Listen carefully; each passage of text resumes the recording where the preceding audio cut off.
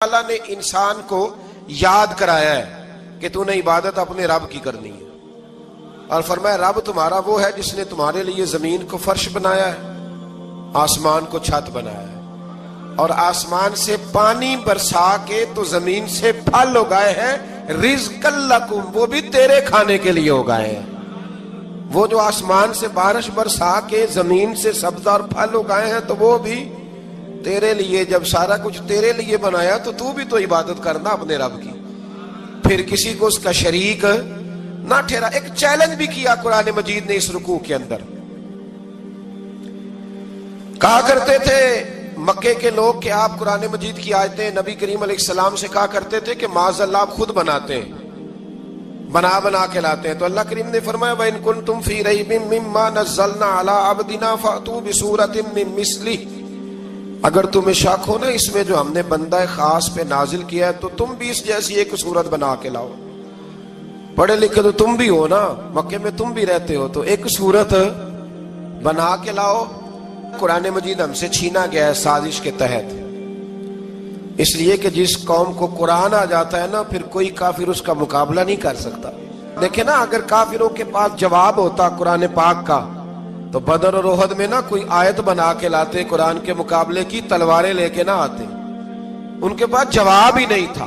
اور قیامت تک کسی کافر کے پاس قرآن مجید کا کوئی جواب، قرآن کا کوئی جواب، قسم اللہ کی جواب کوئی نہیں، قرآن کا اس کا کوئی جواب نہیں۔ کیا بات ہے قرآن پاک کی۔ وہ ایک دفعہ مسلمہ کذاب بے ایمان کہنے لگا میں نے بنا لیا ہے قرآن پاک کا جواب۔ معاذ اللہ، جواب کیا بنایا؟ وہ صورت ہے نا القاریۃ ما القاریۃ وما ادراک ما القاریۃ، کھڑکھڑانے والی کیا ہے، کھڑکھڑانے والی تمہیں کیا پتا کیا ہے کھڑکھڑی، قیامت کا ذکر ہے۔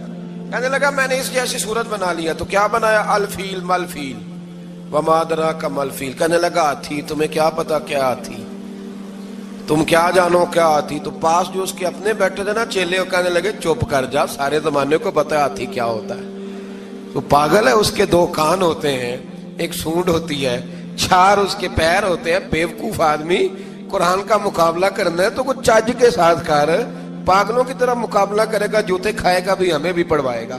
تو قرآن مجید کا کوئی مقابلہ کر سکا؟ تو اس آیہ مبارکہ میں اللہ نے کافروں کو یہ کہا اگر مقابلہ نہیں کر سکتے تو پھر اللہ سے ڈرو، ورنہ دوزخ میں ڈالے جاؤ گے، وہ جس کا ایندھن آدمی اور پتھر ہے، اور بنائی بھی کافروں کے لیے گئی ہے۔ اعدت للکافرین، جہنم کس کے لیے بنائی گئی ہے؟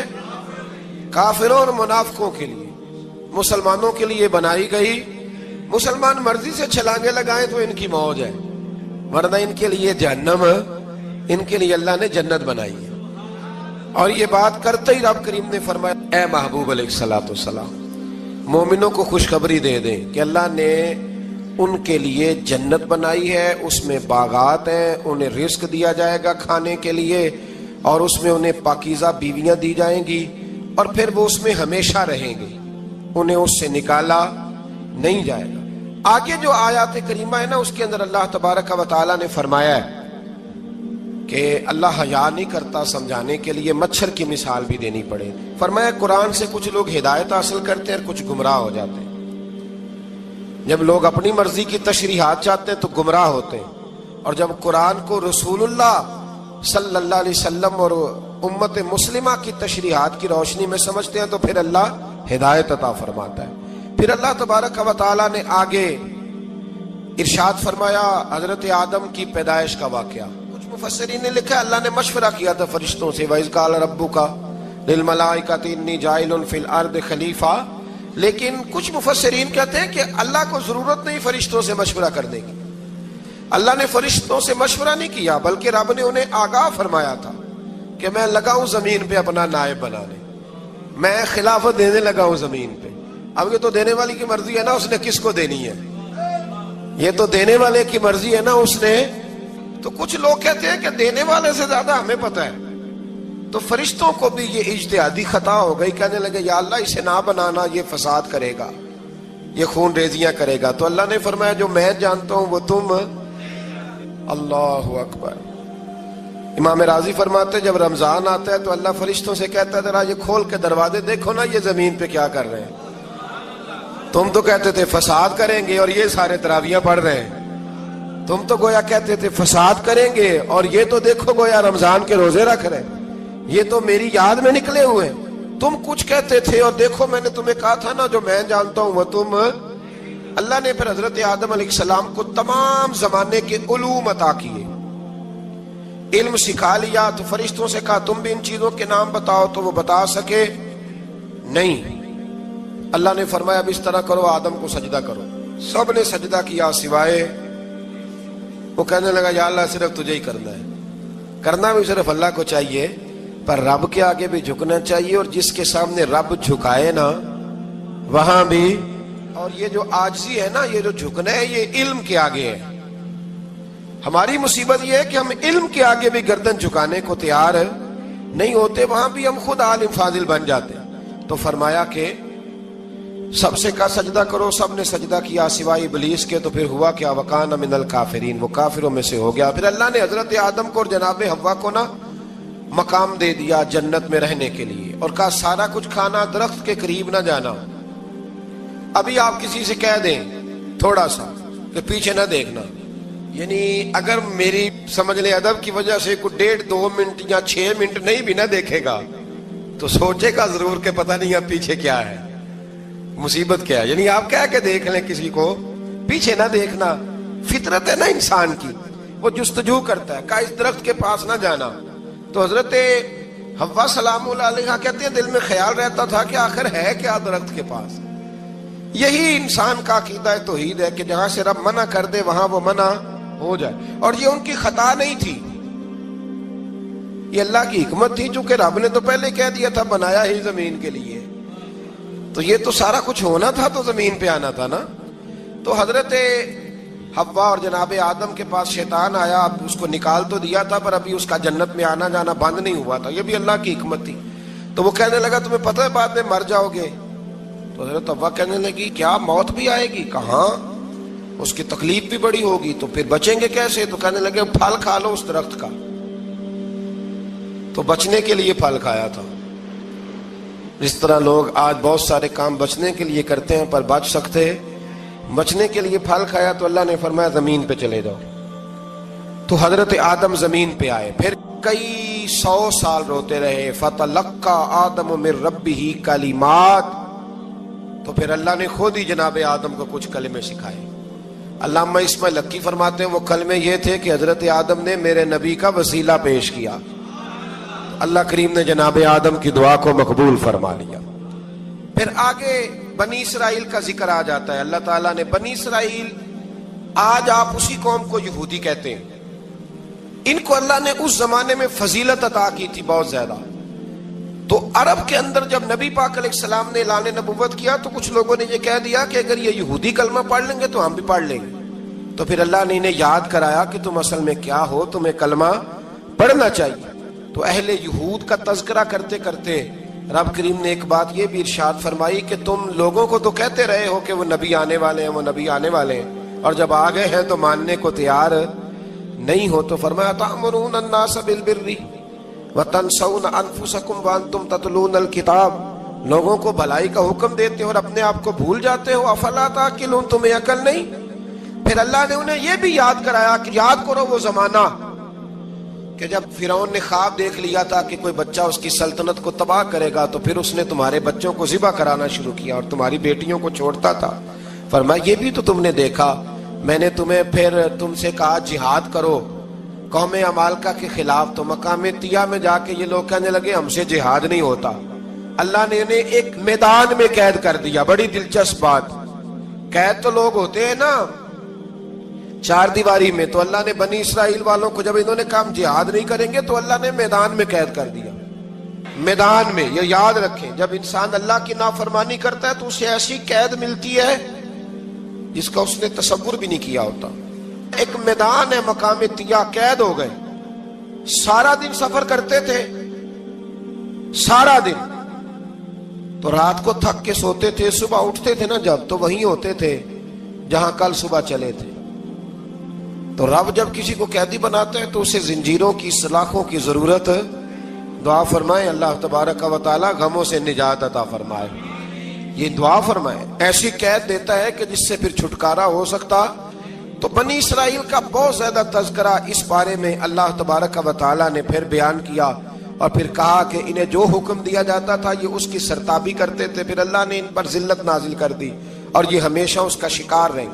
قوم سبت کا ذکر فرمایا اللہ نے، ہفتے والے دن کچھ لوگ نافرمانی کرتے تھے۔ ہمارے بھی ہیلے بہانے ہیں نا آج کل کاروبار میں، تو اسی سپارے کی آیت نمبر 65 کے اندر اللہ تعالیٰ نے حضرت داؤد کی قوم کا ذکر کیا کہ اللہ نے انہیں حکم دیا تھا کہ ہفتے والے دن مچھلیاں نہیں پکڑنی، تو وہ کہتے تھے چلو ہاتھ لگا کے نہیں پکڑنی، ہاتھ لگا کے۔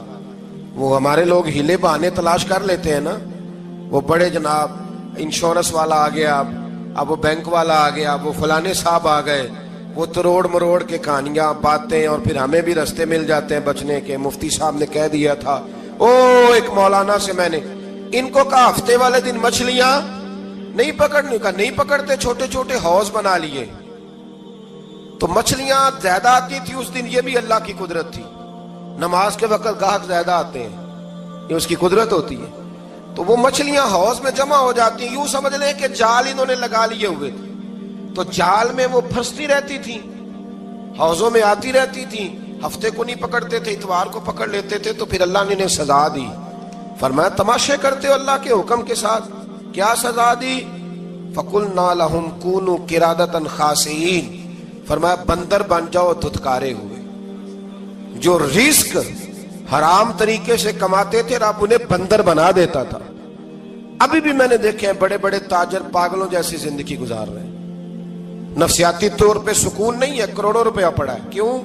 اس لیے کہ رب کے بتائے ہوئے طریقے کے مطابق تجارت نہیں کرتے۔ آگے ایک اور دلچسپ بات آ گئی، بنی اسرائیل کے اندر نا ایک شخص نے اپنے چچا کو قتل کر دیا جائیداد کے لیے۔ یہ دیکھیں کب سے لوگ جائیداد کے لیے قتل کرتے آ رہے ہیں۔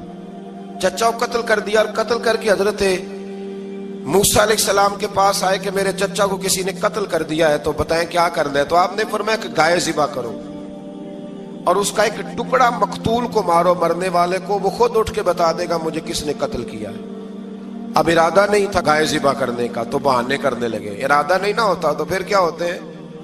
کہنے لگے گائے کس طرح کی ہو، بوڑھی ہو کہ بچی ہو، رنگ کیسا ہو، جوان ہو کہ چھوٹی ہو، حال میں ایک دفعہ چلنا سیکھ گئی ہو یا ابھی نہ سیکھی ہو۔ تو بتاتے گئے تو رب بھی شرطیں بیان کرتا گیا، گہرے زرد رنگ کی ہو، حال کے اندر اسے نہ چلایا گیا ہو، پانی نہ نکالا گیا ہو، نہ بچی ہو نہ جوان ہو، اس کے درمیان ہو۔ یہ ساری شرطیں کہاں پائی جاتی تھیں؟ حضرت موسیٰ علیہ السلام کی قوم کا ایک شخص تھا جو اللہ کا ولی تھا۔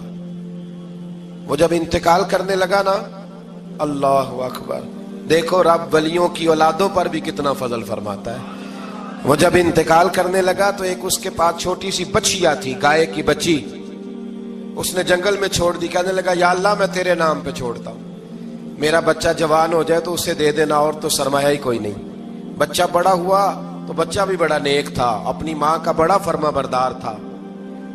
اس کی ماں نے کہا بیٹا تیرے باپ نے ایک گائے چھوڑی تھی۔ تو بچہ جنگل میں گیا اور جا کے کہنے لگا اے اللہ میری گائے مجھ سے ملا دے۔ تو رب کریم نے وہ گائے واپس کر دی، وہ گائے گھر لے آیا۔ اب وہ کہنے لگا اماں بیچ دوں، تو اماں کہنے لگی بیٹا میرے پوچھے بغیر نہ بیچنا۔ کئی دفعہ گاہک لگے پر اس نے کہا جب تک میری اماں نہ کہے گی میں بیچوں گا۔ ادھر بنی اسرائیل والے شرطیں جتنی گائے کے بارے میں پوچھ چکے تھے وہ ساری اسی گائے میں پائی جاتی تھی۔ تو یہ ڈھونڈتے ڈھونڈتے وہاں پہنچ گئے، تو کہنے لگے گائے چاہیے۔ تو اس نے کہا بھی تمہاری مرضی سے نہیں، قیمت میری مرضی کی۔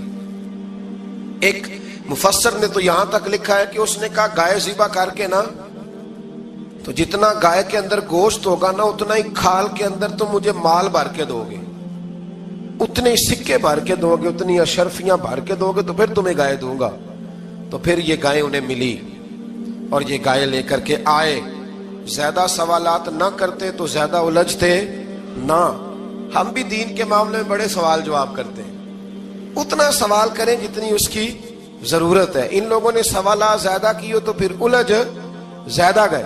تو میرے بھائی اس کا ذکر بھی اللہ تبارک و تعالیٰ نے پہلے پارے کے اندر بیان فرمایا۔ پھر اللہ کریم نے فرمایا کہ کچھ ایسے لوگ بھی ہیں یہودیوں میں سے جن کا دعویٰ ہو گیا ہے کہ ہم اللہ کے بڑے پیارے ہیں، فرمایا یہ صرف ان کے منہ کی باتیں، یہ تو قیامت میں پتہ چلے گا نا کہ اللہ کا پیار کس کے ساتھ زیادہ ہے۔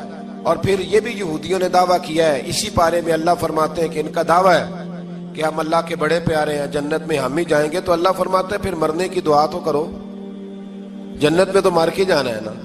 لیکن رب فرماتے ہیں یہ کبھی مرنے کی دعا نہیں کریں گے، اس لیے کہ انہیں پتہ ہے کہ ہم نے آخرت کے لیے کیا بھیجا۔ لے جی پہلا حکم آ گیا، یا ایھا الذین آمنوا کہہ کے پہلی آیت قرآن پاک کی، پہلے سپارے میں پہلی آیت جس میں اللہ نے کہا یا ایھا الذین آمنوا، تو پہلا حکم آمنوا کہہ کے آیت نمبر 104 میں جو اللہ نے حکم دیا ہے نا، وہ نبی پاک کی تعظیم کا حکم ہے۔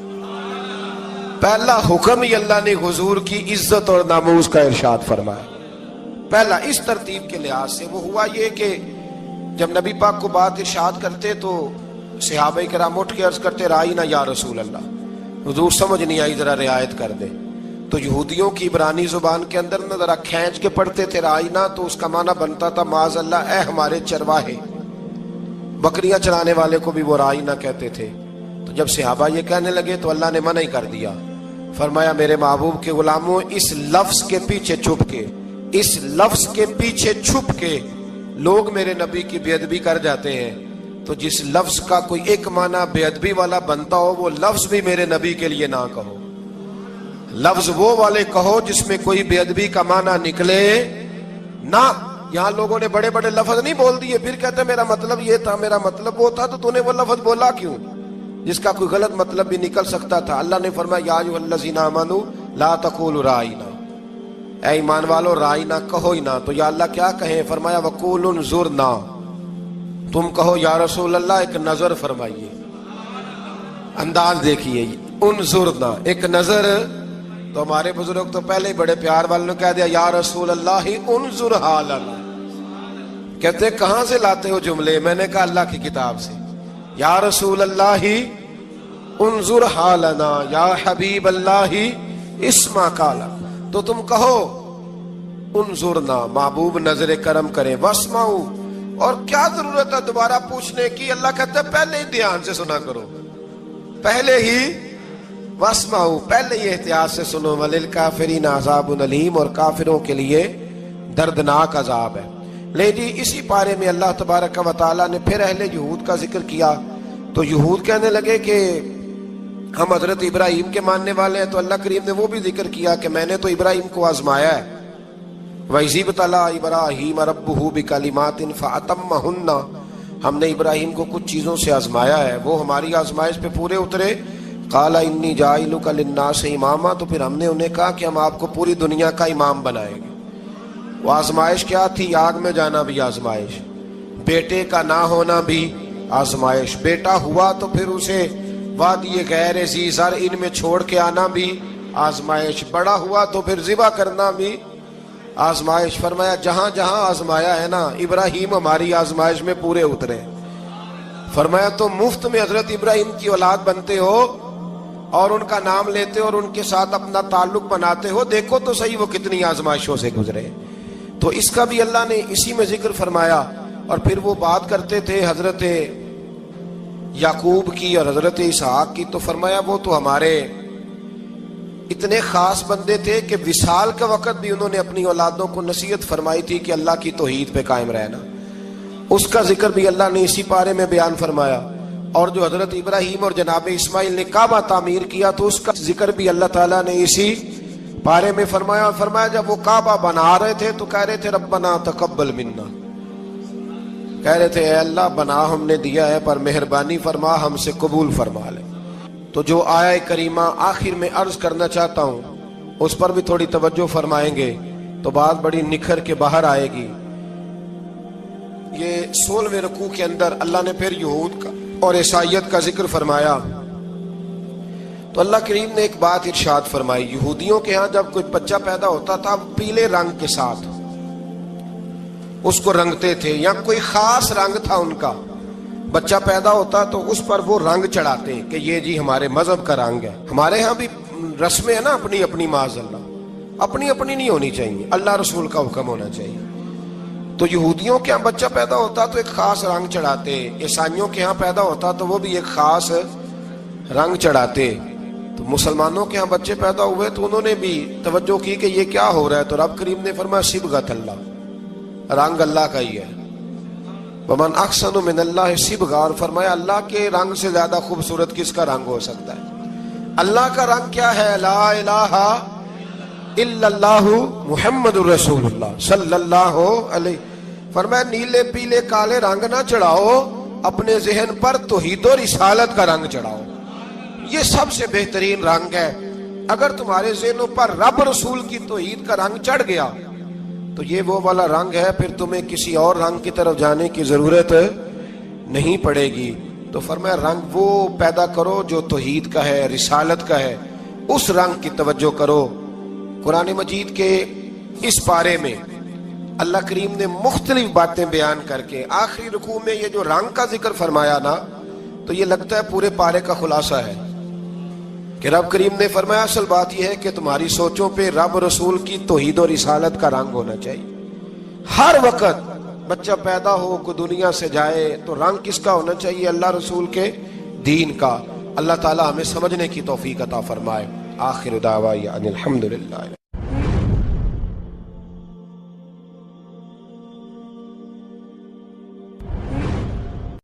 اللہ تعالیٰ نے انسان کو یاد کرایا ہے کہ تو نے عبادت اپنے رب کی کرنی ہے، اور فرمایا رب تمہارا وہ ہے جس نے تمہارے لیے زمین کو فرش بنایا ہے، آسمان کو چھت بنایا ہے، اور آسمان سے پانی برسا کے تو زمین سے پھل اگائے ہیں، رزق لکم، وہ بھی تیرے کھانے کے لیے اگائے ہیں۔ وہ جو آسمان سے بارش برسا کے زمین سے سبز اور پھل اگائے ہیں تو وہ بھی تیرے لیے۔ جب سارا کچھ تیرے لیے بنایا تو بھی تو عبادت کرنا اپنے رب کی، پھر کسی کو اس کا شریک نہ ٹھہرا۔ ایک چیلنج بھی کیا قرآن مجید نے اس رکوع کے اندر۔ کہا کرتے تھے مکے کے لوگ کہ آپ قرآن مجید کی آیتیں نبی کریم علیہ السلام سے کہا کرتے تھے کہ معاذ اللہ آپ خود بناتے ہیں، بنا کے لاتے ہیں۔ تو اللہ کریم نے فرمایا وَإِن كُنتُمْ فِي رَيْبٍ مِّمَّا نَزَّلْنَا عَلَىٰ عَبْدِنَا فَأْتُوا بِسُورَةٍ مِّن مِّثْلِهِ، اگر تمہیں شک ہو نا اس میں جو ہم نے بندہ خاص پہ نازل کیا ہے تو تم بھی اس جیسی ایک صورت بنا کے لاؤ۔ پڑھے لکھے تو تم بھی ہو نا، مکے میں تم بھی رہتے ہو، تو ایک صورت بنا کے لاؤ۔ قرآن مجید ہم سے چھینا گیا ہے سازش کے تحت، اس لیے کہ جس قوم کو قرآن آ جاتا ہے نا پھر کوئی کافر اس کا مقابلہ نہیں کر سکتا۔ دیکھیں نا اگر کافروں کے پاس جواب ہوتا قرآن پاک کا تو بدر اور احد میں نا کوئی آیت بنا کے لاتے، قرآن کے مقابلے کی تلواریں لے کے نہ آتے، ان کے پاس جواب ہی نہیں تھا۔ اور قیامت تک کسی کافر کے پاس قرآن مجید کا کوئی جواب، قرآن کا کوئی جواب، قسم اللہ کی جواب کوئی نہیں، قرآن کا اس کا کوئی جواب نہیں۔ کیا بات ہے قرآن پاک کی۔ وہ ایک دفعہ مسلمہ کذاب بے ایمان کہنے لگا میں نے بنا لیا ہے قرآن پاک کا جواب، معاذ اللہ۔ جواب کیا بنایا؟ وہ صورت ہے نا القاریۃ ما القاریۃ وما ادراک ما القاریۃ، کھڑکھڑانے والی کیا ہے، کھڑکھڑانے والی تمہیں کیا پتا کیا ہے کھڑکھڑی، قیامت کا ذکر ہے۔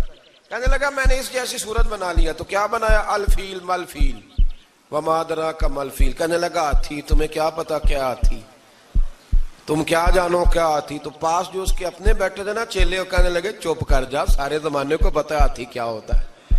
تو پاگل ہے، اس کے دو کان ہوتے ہیں، ایک سونڈ ہوتی ہے، چار اس کے پیر ہوتے ہیں۔ بیوقوف آدمی قرآن کا مقابلہ کرنا ہے تو کچھ چج کے ساتھ کر، پاگلوں کی طرح مقابلہ کرے گا، جوتے کھائے گا بھی، ہمیں بھی پڑھوائے گا۔ تو قرآن مجید کا کوئی مقابلہ کر سکا؟ تو اس آیہ مبارکہ میں اللہ نے کافروں کو یہ کہا اگر مقابلہ نہیں کر سکتے تو پھر اللہ سے ڈرو، ورنہ دوزخ میں ڈالے جاؤ گے، وہ جس کا ایندھن آدمی اور پتھر ہے، اور بنائی بھی کافروں کے لیے گئی ہے۔ اعدت للکافرین، جہنم کس کے لیے بنائی گئی ہے؟ کافروں اور منافقوں کے لیے۔ مسلمانوں کے لیے بنائی گئی، مسلمان مرضی سے چھلانگے لگائیں تو ان کی موج ہے، ورنہ ان کے لیے جہنم، ان کے لیے اللہ نے جنت بنائی ہے۔ اور یہ بات کرتے ہی رب کریم نے فرمایا اے محبوب علیہ الصلوۃ والسلام مومنوں کو خوشخبری دے دیں کہ اللہ نے ان کے لیے جنت بنائی ہے، اس میں باغات ہیں، انہیں رزق دیا جائے گا کھانے کے لیے، اور اس میں انہیں پاکیزہ بیویاں دی جائیں گی، اور پھر وہ اس میں ہمیشہ رہیں گے۔ انہیں اس سے نکالا نہیں جائے گا۔ آگے جو آیات کریمہ ہے نا، اس کے اندر اللہ تبارک و تعالیٰ نے فرمایا ہے کہ اللہ حیا نہیں کرتا سمجھانے کے لیے مچھر کی مثال بھی دینی پڑے۔ فرمایا قرآن سے کچھ لوگ ہدایت حاصل کرتے ہیں اور کچھ گمراہ ہو جاتے ہیں۔ جب لوگ اپنی مرضی کی تشریحات چاہتے ہیں تو گمراہ ہوتے ہیں، اور جب قرآن کو رسول اللہ صلی اللہ علیہ وسلم اور امت مسلمہ کی تشریحات کی روشنی میں سمجھتے ہیں تو پھر اللہ ہدایت عطا فرماتا ہے۔ پھر اللہ تبارک و تعالیٰ نے آگے ارشاد فرمایا حضرت آدم کی پیدائش کا واقعہ۔ کچھ مفسرین نے لکھا اللہ نے مشورہ کیا تھا فرشتوں سے، وَإِذْ قَالَ رَبُّكَ لِلْمَلَائِكَةِ إِنِّي جَاعِلٌ فِي الْأَرْضِ خَلِيفَةً، لیکن کچھ مفسرین کہتے ہیں کہ اللہ کو ضرورت نہیں فرشتوں سے مشورہ کرنے کی۔ اللہ نے فرشتوں سے مشورہ نہیں کیا، بلکہ رب نے انہیں آگاہ فرمایا تھا کہ میں لگا ہوں زمین پہ اپنا نائب بنانے، میں خلافت دینے لگا ہوں زمین پہ۔ اب یہ تو دینے والی کی مرضی ہے نا، اس نے کس کو دینی ہے، یہ تو دینے والے کی مرضی ہے نا، اس نے۔ تو کچھ لوگ کہتے ہیں کہ دینے والے سے زیادہ ہمیں پتہ ہے۔ تو فرشتوں کو بھی یہ اجتہادی خطا ہو گئی، کہنے لگے یا اللہ اسے نہ بنانا، یہ فساد کرے گا، یہ خون ریزیاں کرے گا۔ تو اللہ نے فرمایا جو میں جانتا ہوں وہ تم، اللہ اکبر۔ امام راضی فرماتے جب رمضان آتا ہے تو اللہ فرشتوں سے کہتا ہے ذرا یہ کھول کے دروازے دیکھو نا یہ زمین پہ کیا کر رہے ہیں۔ تم تو کہتے تھے فساد کریں گے اور یہ سارے تراویحیں پڑھ رہے ہیں، تم تو گویا کہتے تھے فساد کریں گے اور یہ تو دیکھو گویا رمضان کے روزے رکھ رہے ہیں، یہ تو میری یاد میں نکلے ہوئے۔ تم کچھ کہتے تھے اور دیکھو میں نے تمہیں کہا تھا نا جو میں جانتا ہوں وہ تم۔ اللہ نے پھر حضرت آدم علیہ السلام کو تمام زمانے کے علوم عطا کیے، علم سکھا لیا۔ تو فرشتوں سے کہا تم بھی ان چیزوں کے نام بتاؤ، تو وہ بتا سکے نہیں۔ اللہ نے فرمایا اب اس طرح کرو آدم کو سجدہ کرو۔ سب نے سجدہ کیا سوائے، وہ کہنے لگا یا اللہ صرف تجھے ہی کرنا ہے، کرنا بھی صرف اللہ کو چاہیے، پر رب کے آگے بھی جھکنا چاہیے، اور جس کے سامنے رب جھکائے نا وہاں بھی۔ اور یہ جو عاجزی ہے نا، یہ جو جھکنا ہے، یہ علم کے آگے ہے۔ ہماری مصیبت یہ ہے کہ ہم علم کے آگے بھی گردن جھکانے کو تیار نہیں ہوتے، وہاں بھی ہم خود عالم فاضل بن جاتے ہیں۔ تو فرمایا کہ سب سے کہا سجدہ کرو، سب نے سجدہ کیا سوائے ابلیس کے۔ تو پھر ہوا کیا وکان من الکافرین، وہ کافروں میں سے ہو گیا۔ پھر اللہ نے حضرت آدم کو اور جناب حوا کو نا مقام دے دیا جنت میں رہنے کے لیے، اور کہا سارا کچھ کھانا، درخت کے قریب نہ جانا۔ ابھی آپ کسی سے کہہ دیں تھوڑا سا کہ پیچھے نہ دیکھنا، یعنی اگر میری سمجھ لیں ادب کی وجہ سے کوئی 1.5-2 منٹ یا 6 منٹ نہیں بھی نہ دیکھے گا تو سوچے گا ضرور کہ پتہ نہیں اب پیچھے کیا ہے، مصیبت کیا ہے۔ یعنی آپ کہہ کے دیکھ لیں کسی کو، پیچھے نہ دیکھنا، فطرت ہے نا انسان کی، وہ جستجو کرتا ہے، کہا اس درخت کے پاس نہ جانا۔ تو حضرت حوا سلام اللہ علیہ کہتے ہیں دل میں خیال رہتا تھا کہ آخر ہے کیا درخت کے پاس۔ یہی انسان کا عقیدہ توحید ہے کہ جہاں سے رب منع کر دے وہاں وہ منع ہو جائے، اور یہ ان کی خطا نہیں تھی، یہ اللہ کی حکمت تھی، چونکہ رب نے تو پہلے کہہ دیا تھا بنایا ہی زمین کے لیے، تو یہ تو سارا کچھ ہونا تھا تو زمین پہ آنا تھا نا۔ تو حضرت حوا اور جناب آدم کے پاس شیطان آیا، اب اس کو نکال تو دیا تھا پر ابھی اس کا جنت میں آنا جانا بند نہیں ہوا تھا، یہ بھی اللہ کی حکمت تھی۔ تو وہ کہنے لگا تمہیں پتہ ہے بعد میں مر جاؤ گے۔ تو حضرت حوا کہنے لگی کیا موت بھی آئے گی؟ کہاں، اس کی تکلیف بھی بڑی ہوگی، تو پھر بچیں گے کیسے؟ تو کہنے لگے پھل کھا لو اس درخت کا۔ تو بچنے کے لیے پھل کھایا تھا۔ جس طرح لوگ آج بہت سارے کام بچنے کے لیے کرتے ہیں پر بچ سکتے، بچنے کے لیے پھل کھایا تو اللہ نے فرمایا زمین پہ چلے جاؤ۔ تو حضرت آدم زمین پہ آئے، پھر کئی 100 سال روتے رہے۔ فَتَلَقَّى آدَمُ مِن رَبِّهِ کَلِمَاتٍ، تو پھر اللہ نے خود ہی جناب آدم کو کچھ کلمے سکھائے۔ علامہ اسماعیل لکی فرماتے ہیں وہ کلمے یہ تھے کہ حضرت آدم نے میرے نبی کا وسیلہ پیش کیا، اللہ کریم نے جناب آدم کی دعا کو مقبول فرما لیا۔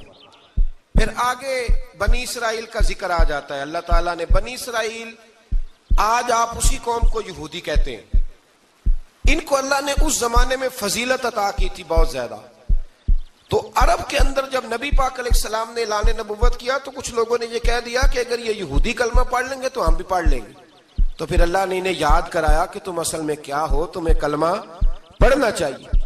تو اہل یہود کا تذکرہ کرتے کرتے رب کریم نے ایک بات یہ بھی ارشاد فرمائی کہ تم لوگوں کو تو کہتے رہے ہو کہ وہ نبی آنے والے ہیں، وہ نبی آنے والے ہیں، اور جب آ گئے ہیں تو ماننے کو تیار نہیں ہو. تو فرمایا تأمرون الناس بالبر وتنسون انفسکم وانتم تتلون الکتاب، لوگوں کو بھلائی کا حکم دیتے ہو اور اپنے آپ کو بھول جاتے ہو. افلا تعقلون، تمہیں عقل نہیں؟ پھر اللہ نے انہیں یہ بھی یاد کرایا کہ یاد کرو وہ زمانہ کہ جب فرعون نے خواب دیکھ لیا تھا کہ کوئی بچہ اس کی سلطنت کو تباہ کرے گا، تو پھر اس نے تمہارے بچوں کو ذبح کرانا شروع کیا اور تمہاری بیٹیوں کو چھوڑتا تھا. فرمایا یہ بھی تو تم نے دیکھا، میں نے تمہیں پھر تم سے کہا جہاد کرو قوم عمالقہ کے خلاف، تو مقام طیہ میں جا کے یہ لوگ کہنے لگے ہم سے جہاد نہیں ہوتا. اللہ نے انہیں ایک میدان میں قید کر دیا. بڑی دلچسپ بات، قید تو لوگ ہوتے ہیں نا چار دیواری میں، تو اللہ نے بنی اسرائیل والوں کو جب انہوں نے کہا جہاد نہیں کریں گے تو اللہ نے میدان میں قید کر دیا.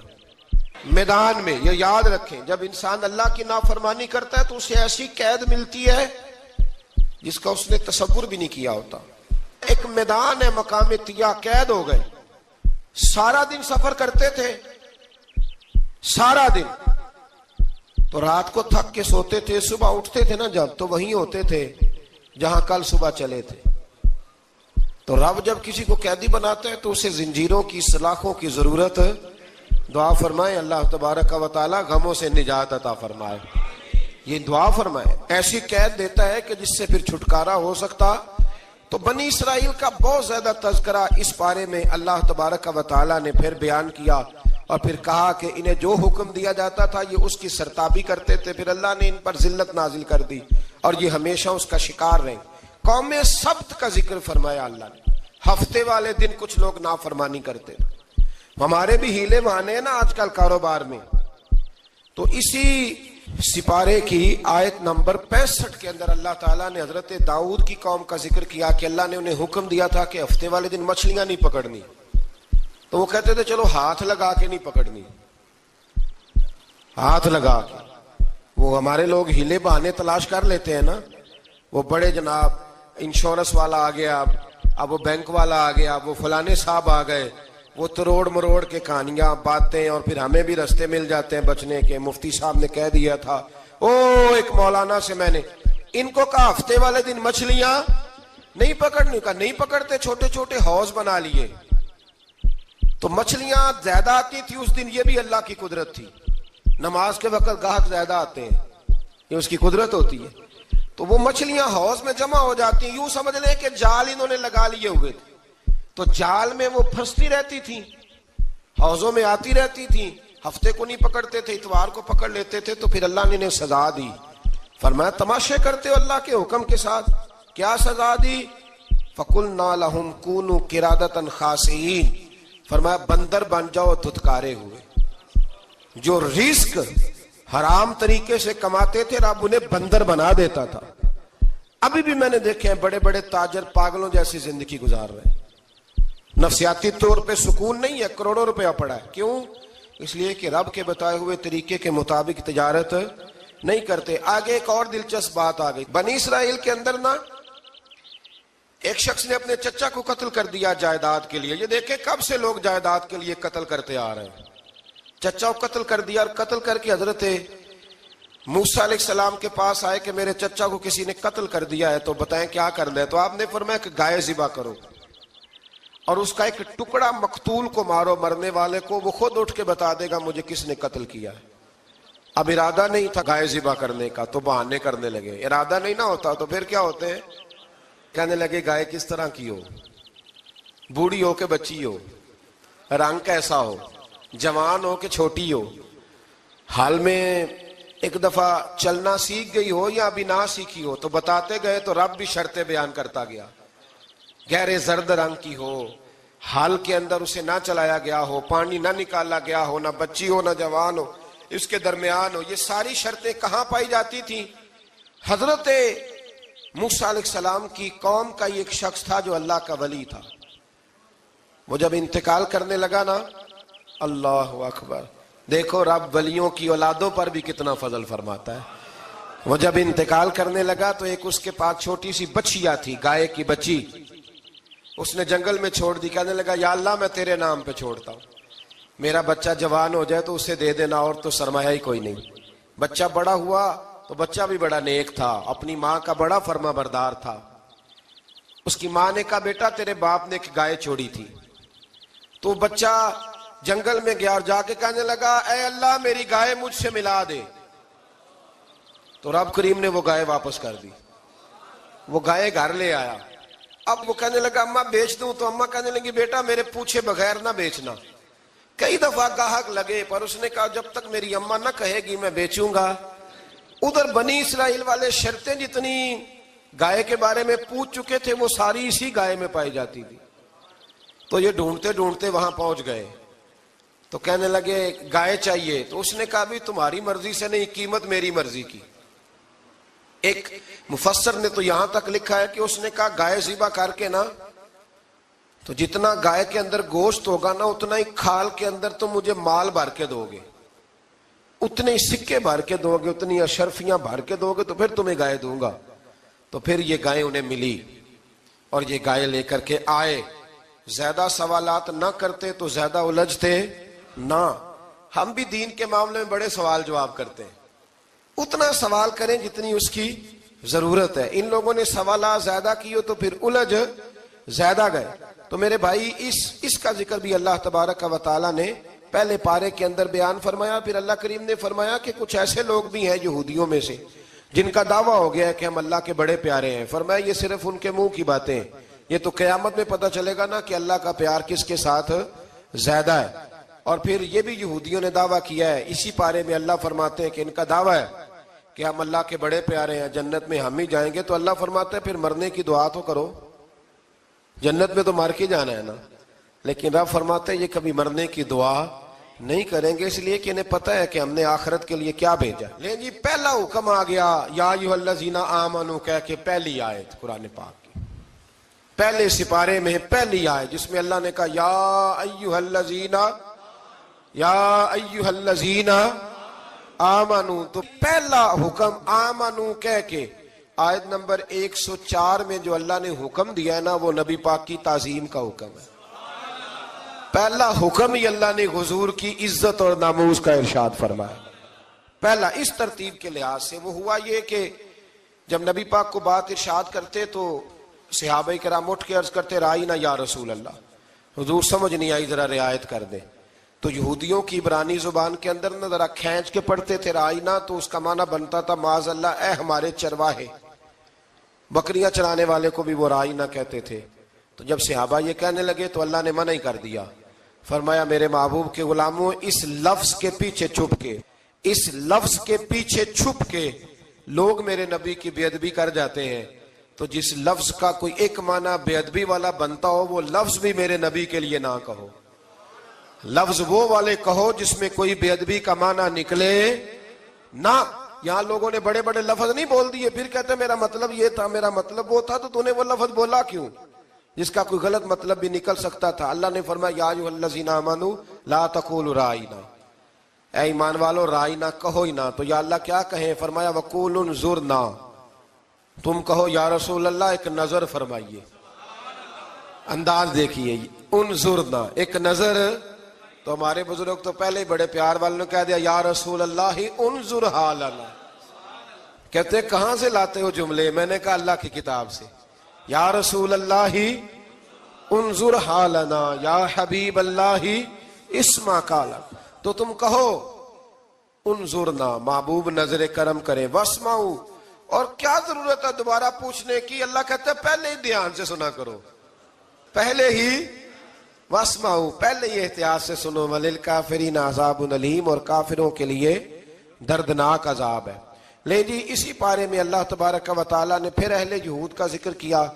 تو یہود کہنے لگے کہ ہم حضرت ابراہیم کے ماننے والے ہیں، تو اللہ کریم نے وہ بھی ذکر کیا کہ میں نے تو ابراہیم کو آزمایا ہے، وَإِذِ ابْتَلَىٰ إِبْرَاهِيمَ رَبُّهُ بِكَلِمَاتٍ فَأَتَمَّهُنَّ، ہم نے ابراہیم کو کچھ چیزوں سے آزمایا ہے، وہ ہماری آزمائش پہ پورے اترے۔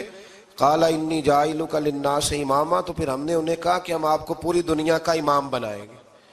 وہ آزمائش کیا تھی؟ آگ میں جانا بھی آزمائش، بیٹے کا نہ ہونا بھی آزمائش، بیٹا ہوا تو پھر اسے وادی غیر ذی زرع ان میں چھوڑ کے آنا بھی آزمائش، بڑا ہوا تو پھر ذبح کرنا بھی آزمائش۔ فرمایا جہاں جہاں آزمایا ہے نا، ابراہیم ہماری آزمائش میں پورے اترے۔ فرمایا تو مفت میں حضرت ابراہیم کی اولاد بنتے ہو اور ان کا نام لیتے ہو اور ان کے ساتھ اپنا تعلق بناتے ہو، دیکھو تو صحیح وہ کتنی آزمائشوں سے گزرے۔ تو اس کا بھی اللہ نے اسی میں ذکر فرمایا۔ اور پھر وہ بات کرتے تھے حضرت یعقوب کی اور حضرت اسحاق کی، تو فرمایا وہ تو ہمارے اتنے خاص بندے تھے کہ وصال کے وقت بھی انہوں نے اپنی اولادوں کو نصیحت فرمائی تھی کہ اللہ کی توحید پہ قائم رہنا۔ اس کا ذکر بھی اللہ نے اسی پارے میں بیان فرمایا۔ اور جو حضرت ابراہیم اور جناب اسماعیل نے کعبہ تعمیر کیا تو اس کا ذکر بھی اللہ تعالیٰ نے اسی پارے میں فرمایا۔ فرمایا جب وہ کعبہ بنا رہے تھے تو کہہ رہے تھے ربنا تقبل منا، کہہ رہے تھے اے اللہ بنا ہم نے دیا ہے پر مہربانی فرما ہم سے قبول فرما لے۔ تو جو آیہ کریمہ آخر میں عرض کرنا چاہتا ہوں اس پر بھی تھوڑی توجہ فرمائیں گے تو بات بڑی نکھر کے باہر آئے گی۔ یہ 16ویں رکوع کے اندر اللہ نے پھر یہود کا اور عیسائیت کا ذکر فرمایا تو اللہ کریم نے ایک بات ارشاد فرمائی۔ یہودیوں کے ہاں جب کوئی بچہ پیدا ہوتا تھا وہ پیلے رنگ کے ساتھ اس کو رنگتے تھے، یا کوئی خاص رنگ تھا ان کا، بچہ پیدا ہوتا تو اس پر وہ رنگ چڑھاتے کہ یہ جی ہمارے مذہب کا رنگ ہے۔ ہمارے ہاں بھی رسمیں ہیں نا اپنی اپنی، معاذ اللہ اپنی اپنی نہیں ہونی چاہیے، اللہ رسول کا حکم ہونا چاہیے۔ تو یہودیوں کے ہاں بچہ پیدا ہوتا تو ایک خاص رنگ چڑھاتے، عیسائیوں کے ہاں پیدا ہوتا تو وہ بھی ایک خاص رنگ چڑھاتے۔ تو مسلمانوں کے ہاں بچے پیدا ہوئے تو انہوں نے بھی توجہ کی کہ یہ کیا ہو رہا ہے، تو رب کریم نے فرمایا صبغۃ اللہ، رنگ اللہ کا ہی ہے۔ ومن احسن من اللہ صبغہ، اور فرمایا اللہ کے رنگ سے زیادہ خوبصورت کس کا رنگ ہو سکتا ہے؟ اللہ کا رنگ کیا ہے؟ لا الہ الا اللہ محمد الرسول اللہ صلی اللہ علیہ۔ فرمایا نیلے پیلے کالے رنگ نہ چڑھاؤ، اپنے ذہن پر توحید و رسالت کا رنگ چڑھاؤ، یہ سب سے بہترین رنگ ہے۔ اگر تمہارے ذہنوں پر رب رسول کی توحید کا رنگ چڑھ گیا تو یہ وہ والا رنگ ہے، پھر تمہیں کسی اور رنگ کی طرف جانے کی ضرورت نہیں پڑے گی۔ تو فرمایا رنگ وہ پیدا کرو جو توحید کا ہے، رسالت کا ہے، اس رنگ کی توجہ کرو۔ قرآن مجید کے اس پارے میں اللہ کریم نے مختلف باتیں بیان کر کے آخری رکوع میں یہ جو رنگ کا ذکر فرمایا نا، تو یہ لگتا ہے پورے پارے کا خلاصہ ہے کہ رب کریم نے فرمایا اصل بات یہ ہے کہ تمہاری سوچوں پہ رب رسول کی توحید و رسالت کا رنگ ہونا چاہیے۔ ہر وقت بچہ پیدا ہو، کوئی دنیا سے جائے تو رنگ کس کا ہونا چاہیے؟ اللہ رسول کے دین کا۔ اللہ تعالی ہمیں سمجھنے کی توفیق عطا فرمائے۔ آخر دعوانا ان الحمدللہ۔ صلی اللہ علی محمد۔ چنگا لگدا ہے علی والا، سونا لگدا ہے علی والا، سونا لگدا ہے علی والا، چنگا لگدا ہے علی والا، علی والا والا علی والا، چنگا لگدا ہے علی والا، سونا لگدا ہے علی والا۔ کسے بھی میدان چو، کسے بھی میدان چو، سن لے سن لے سن لے، نہیں بھجدا علی والا، نہیں بھجدا علی والا۔ صلی اللہ علی محمد۔